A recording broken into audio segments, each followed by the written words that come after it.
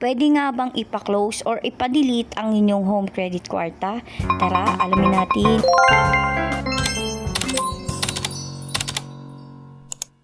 So may nag-comment kasi sa video ko at tinatanong niya nga kung pwede nga daw ba ipa-close yung kwarta. So alam niyo naman itong home credit kwarta ay style credit card siya. Kung saan ay pwede nga natin siyang gamitin pang shopping, pwede rin sa grocery, using QR code. At yun nga, pwede rin natin itong gawing cash. Kung di nyo pa alam kung paano maging cash itong home credit kwarta, ay ilalagay ko yung link dito sa baba. So para sagutin yung question na kung pwede nga ba to ipa-close or i-delete, ang sagot po ay yes. Pero hindi nyo to basta-basta madi-delete dahil need nyo munang makipag-usap or makipag-coordinate sa home credit. So ano nga ba ang dapat nyong gawin? Unang-una, dapat ay wala kayong ongoing payment. Dapat yung home credit kwarta nyo ay nabayaran nyo ng full kasama yung interest. Next naman, after nyo ma-fully paid ang inyong home credit kwarta, ang next step naman ay kontakin ninyo si home credit para makapag-request na kayo na ipapadelete nyo na ang inyong home credit kwarta. So, paano nyo nga ba sila makakontak? Ito yung iba't ibang paraan para makontak nyo sila. Yan, pwede sa messenger, meron din sila sa website,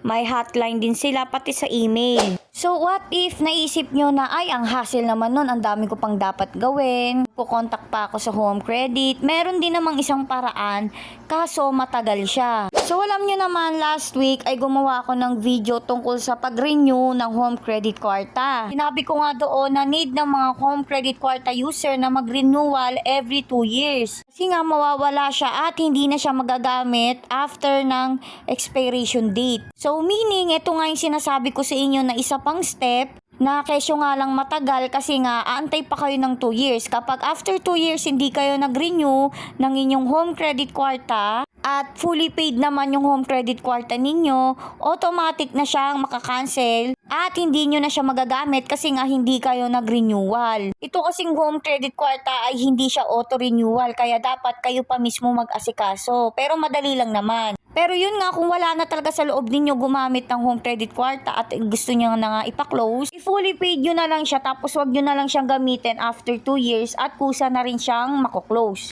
Alin man sa dalawa na yan, yung gamitin ninyong paraan para i-close yung inyong home credit kwarta, ay okay lang. Pero sana kung talagang desidido na kayong ipa-close yung home credit kwarta, ay gawin nyo na kasi panigurado kaya gusto nyo na yan ipa-close kasi nga syempre baka ayaw nyo na mabaon sa utang or ayaw nyo nang may monthly na binabayaran. Kaya yun nga no, sana may natutunan kayo sa video na ito.